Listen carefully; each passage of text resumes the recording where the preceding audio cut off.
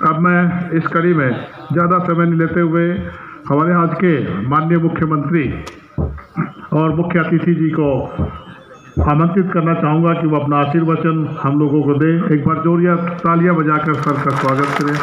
माननीय मुख्यमंत्री जी का स्वागत करें।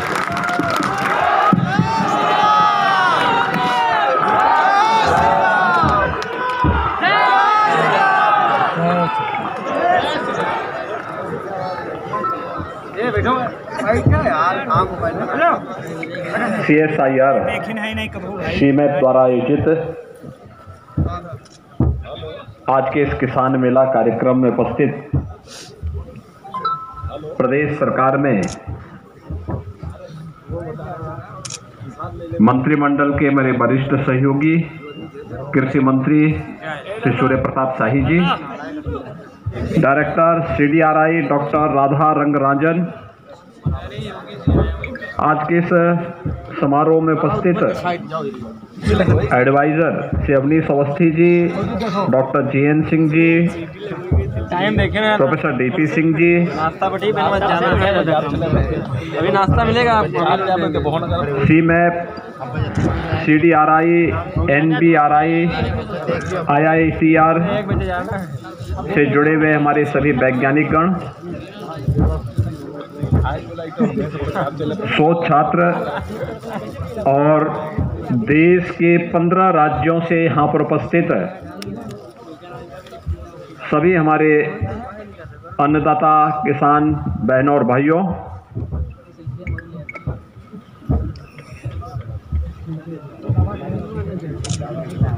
इस किसान मेला में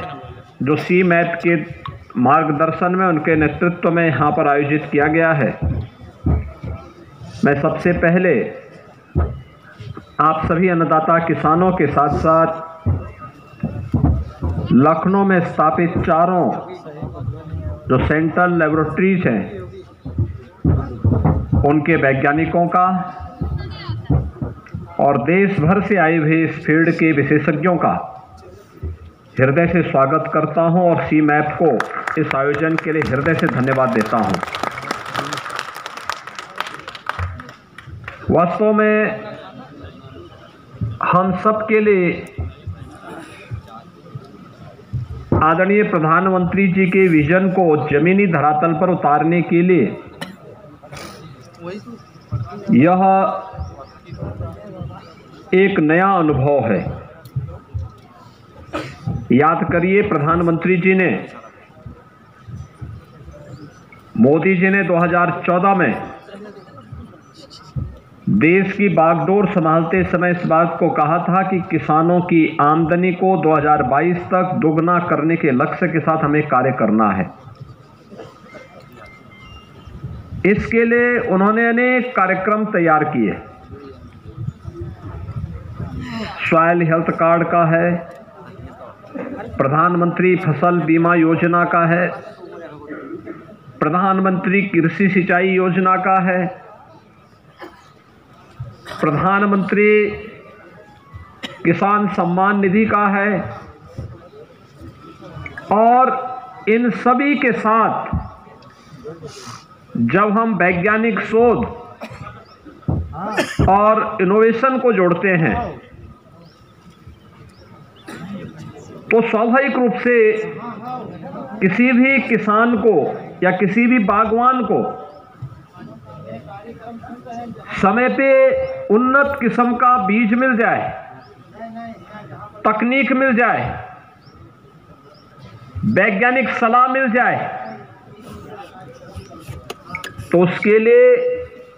अपने लक्ष्य को और प्रधानमंत्री जी के विजन को अचीव करने में कठिनाई नहीं है।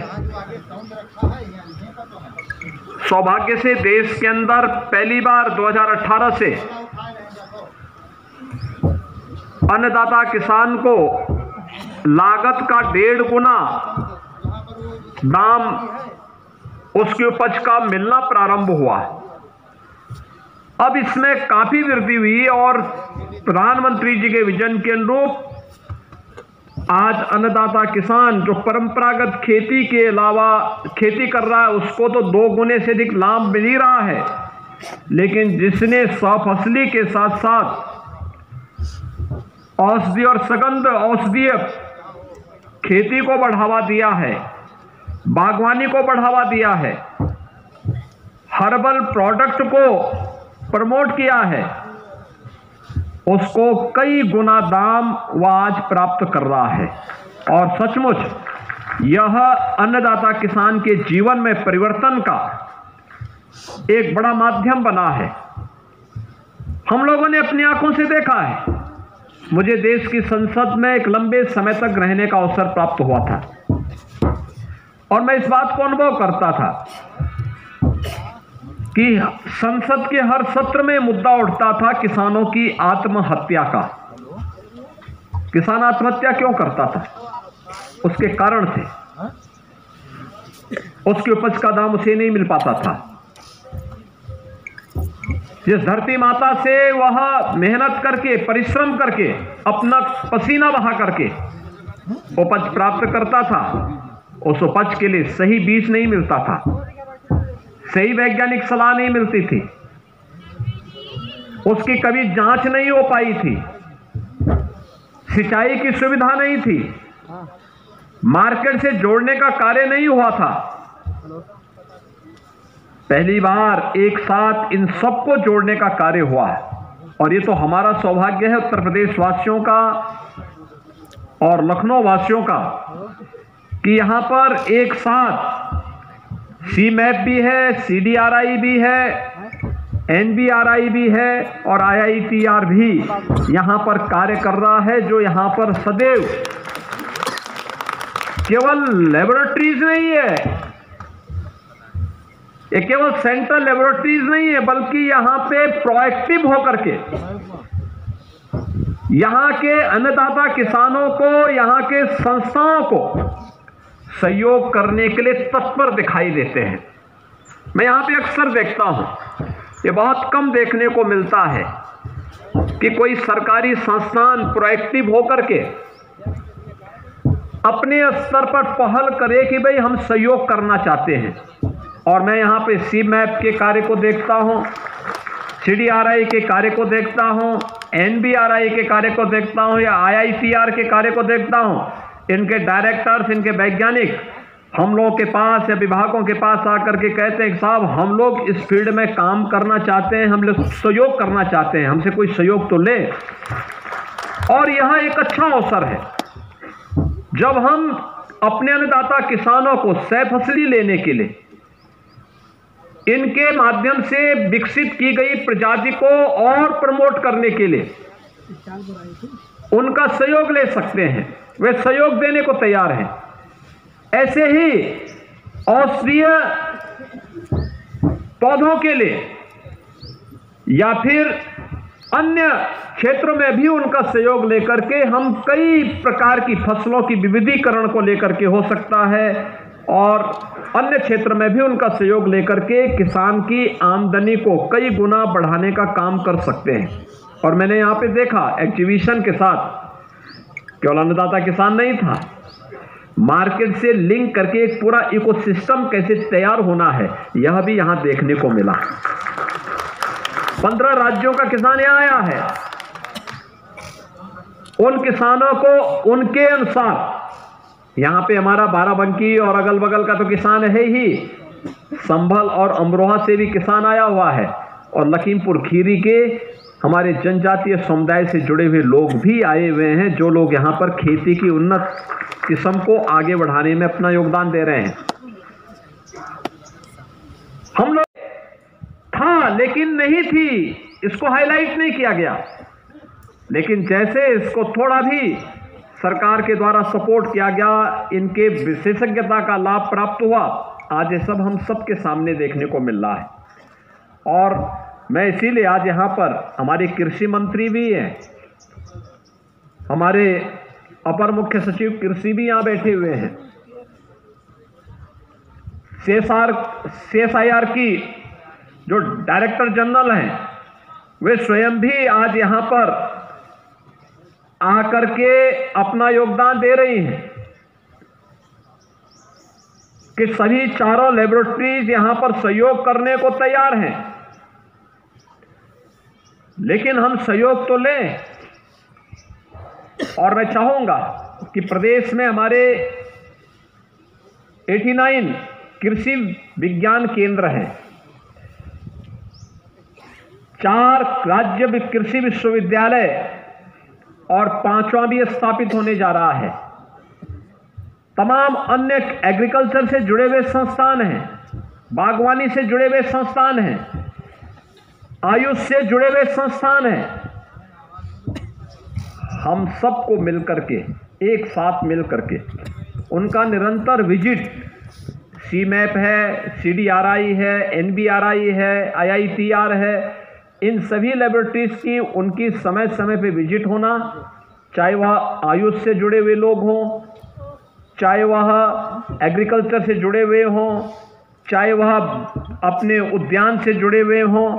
इन सभी का विजिट करवा करके कृषि वैज्ञानिकों को जो कृषि विज्ञान केंद्र और कृषि विश्वविद्यालयों से जुड़े हुए हैं, इनका भी विजिट करा करके इन चारों लेबोरेटरीज की पोटेंशियल का बेहतर उपयोग हम कैसे कर सकते हैं और इसको अंततः अपने किसानों की आमदनी को कई गुना बढ़ाने में कैसे हम सहायक हो सकते हैं, इस दिशा में इस प्रयास को और तेज किए जाने की आवश्यकता है, जिसकी आज सबसे बड़ी आवश्यकता है। और उसी दिशा में आज आह्वान करने के लिए आज यहाँ पर आया हूँ कि हम लोग राज्य सरकार के स्तर पर भी इस प्रकार की प्रोएक्टिव अप्रोच को और तेज करेंगे, जिससे हम लोग इनकी क्षमता और इनकी उपयोगिता को और प्रभावी ढंग से आगे बढ़ाने में हमें मदद मिलेगी। मेरा ये मानना है, किसान अगर खुशहाल होगा, प्रदेश खुशहाल होगा। उत्तर प्रदेश जैसे राज्य में जहां पर धरती अत्यंत उर्वरा है, जल संसाधन प्रचुर मात्रा में है, देश के अंदर 16% आबादी, लेकिन 16% आबादी में 11% हमारी एग्रीकल्चर से जुड़ी हुई लैंड है और देश की कुल कृषि से जुड़ी हुई भूमि में से 11% लैंड होने के बावजूद हम 22% से अधिक खाद्यान्न का उत्पादन अकेले उत्तर प्रदेश से करते हैं। ये हमारी उर्वरता को, यहाँ की उर्वरता को प्रदर्शित करता है। लेकिन इसमें अभी हमें बहुत कुछ करना है। जैसे यहाँ पे सीमैप की तरफ से बताया गया, उन्होंने अलग अलग क्लस्टर विकसित किए हैं।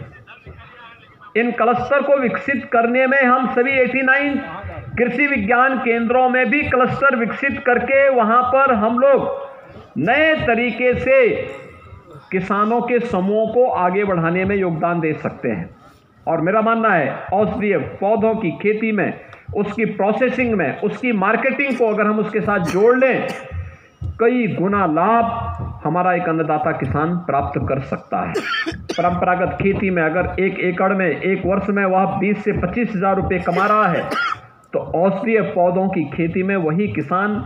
1.25 लाख से लेकर 1.5 लाख रुपया 1 एकड़ खेती में कमा सकता है। अब आप मुझे बताइए कि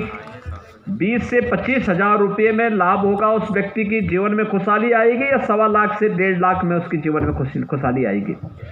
यानी स्वतः ही हम जान सकते हैं कि हम कई गुना उसको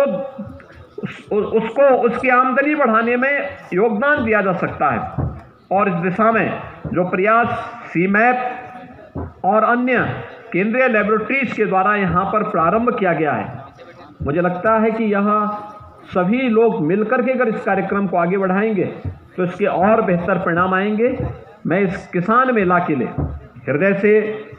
सीमैप को बधाई देता हूँ और विश्वास व्यक्त करता हूँ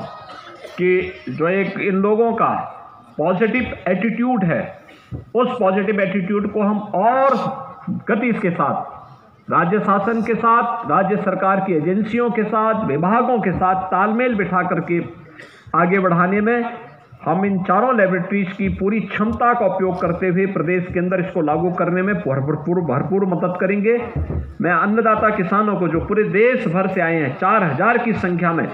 आज यहाँ पर आए हैं, उनका प्रदेश में हृदय से अभिनंदन करता हूँ। आपका प्रदेश में आगमन ऐसे समय में हुआ है जब 500 वर्षों के बाद प्रभु रामलला अपने भव्य मंदिर में विराजमान हुए।